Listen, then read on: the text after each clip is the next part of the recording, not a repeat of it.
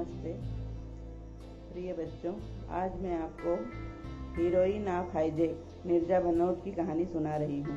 कहानी नहीं, एक सच्ची घटना है जिसे सुनकर हमें आज भी गर्व का एहसास होता है। चंडीगढ़ में जन्मी नीरजा, पिता का नाम हरीश भनोट, माता का नाम रमा भनोट, और वहाँ पर नीरजा का जन्म हुआ।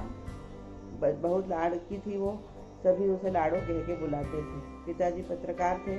बहुत अच्छे वातावरण में उनकी परवरिश हुई और बाद में फिर वे लोग मुंबई शिफ्ट हो गए और मुंबई के स्कूल में, कॉलेज में उन्होंने पढ़ाई की।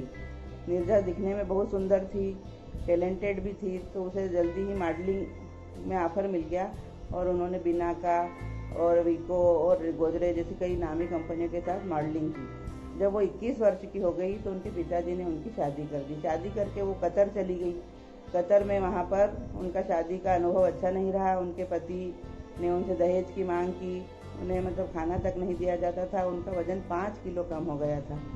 उन्हें अपने पिताजी की यह सीख भी याद थी कि अत्याचार सहन नहीं करना चाहिए। इस बात को याद करते हुए वो 2 महीने में किसी भी प्रकार से मुंबई आ गई और फिर उन्होंने उस शादी को तोड़ने का फैसला कर लिया। माता पिता ने भी उनके स्वागत का सम्मान किया, उनके फैसले का स्वागत किया और इस तरह से नीरजा आगे उन्होंने मॉडलिंग में अपना करियर न बढ़ाते हुए, उनकी कभी एक सपना था कि मैं मतलब एयर होस्टेस बनूं। उन्होंने अपने माता पिताजी से पूछा तो माता पिताजी ने कहा कि नहीं। अब मम्मी बोली कि नहीं बेटा, ये बहुत रिस्क की जॉब है और हम तुम्हें नहीं करने देंगे। लेकिन उन्होंने कहा अरे मम्मी को मनाना तो कितना सरल है। और माँ बोले आप ऐसा नहीं सोचते, अगर सब ऐसा सोच लेंगे तो फिर एयर होस्टेस कौन बनेगा। और इस तरह से वो एयर होस्टेस बनी। फिर उन्होंने एंटी हाईजैकिंग कोर्स भी किया जो बहुत ही रिस्की होता है, मियामी में जाके। और इस तरह से वो कहीं ना कहीं देश की सेवा के रूप में भी जुड़ गई। 5 सितंबर 1986 का दिन था। सुबह उनकी फ़्लाइट उड़ी मुंबई से न्यूयॉर्क के लिए और कराची में उनकी फ़्लाइट वहाँ पे लैंड हुई। और उसी समय मतलब 4 जो हाईजैकर्स थे, आतंकवादी, उन्होंने मतलब उसको हाईजैक कर लिया, प्लेन को हाईजैक कर लिया। और नीरजा वहाँ पर सीनियर कमांडेंट के रूप में थी। वो समझ गई कि मेरी बहुत बड़ी जवाबदारी है कि ये जो मेरी सवारियाँ हैं, मतलब फ़्लाइट में 400 सवारी थी, 381 तो ये मेंबर थे, यात्री थे, और 19 क्रू मेंबर थे। तो उसी वक्त उसने एहसास कर लिया और अपने साथियों के साथ वो आतंकवादियों से मतलब अच्छे से डील करती रही। यात्रियों को खाना पानी भी देती रही और किसी तरह से उन्होंने जो पायलट थे उनको भी मतलब फ़्लाइट से निकाल दिया कि ताकि वो फ़्लाइट को मतलब कहीं ले जाने पे मजबूर नहीं कर सके। और यात्रियों के हर ध्यान रखती रही। उन्हें अमेरिकन नागरिक चाहिए थे, तो वो पासपोर्ट मांगने की कह रहे थे। तो नीरजा ने पासपोर्ट इकट्ठे भी किए, उन्हें दिए भी, लेकिन जो अमेरिकन थे उनके पासपोर्ट उन्होंने छुपा लिए कि ताकि उनके ऊपर हमला नहीं हो। मतलब जी और जान से मतलब पूरे फ्लाइट के सदस्यों की जान बचाने की कोशिश करती रही। 17 घंटे तक उनकी ये जंग चली। 17 घंटे तक हाईजैकर्स उनसे वो करते रहे और उनको डील करती रही।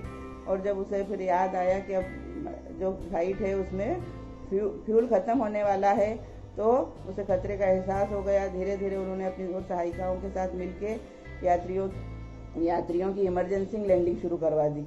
और धीरे धीरे करके इधर वो हाईजैकर से बात भी करते जा रही थी और आपातकालीन खिड़कियों से यात्रियों को बाहर भी निकालते जा रही थी। सब यात्री मतलब निकल गए और नीरजा भी चाहती तो उस वक्त उनके पास तो सब साधन भी था, उन्होंने तो कोर्स भी किया होता, वो निकल जाती। लेकिन उन्हें एक बच्चे की आवाज़ सुनाई दी और उन्होंने उस बच्चे को बचाने के लिए वो नहीं कूदी और उसी वक्त वो हाईजैकर्स की गोली का सामना करना पड़ा और वो मर गई। उस यात्रा में और भी 40 यात्री मारे गए, लेकिन बाकी की जो 360 यात्री थे उनको मतलब बचाने का श्रेय बहुत मतलब कुछ नीरजा को दिया जाता है। तो उस वक्त ऐसे अदम्य साहस का परिचय दिया ऐसे निराशा भरी स्थिति में, तो यह मतलब बहुत बड़ी देश सेवा के रूप में मानी जाएगी।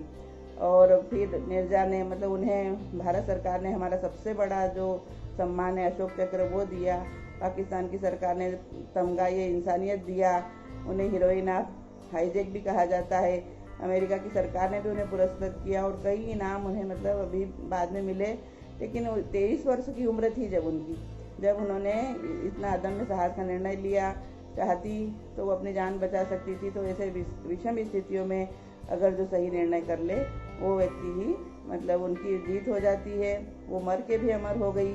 तो अभी भी हम जब देखते हैं तो अभी कई डॉक्टर्स जो युवा भी हैं, नर्सेज हैं, वे भी अपनी जान कोरोना कोविड-19 के कारण मतलब जान रिस्क पे डाल रहे हैं और किसी भी प्रकार से अपनी मतलब जान की परवाह नहीं कर रहे हैं।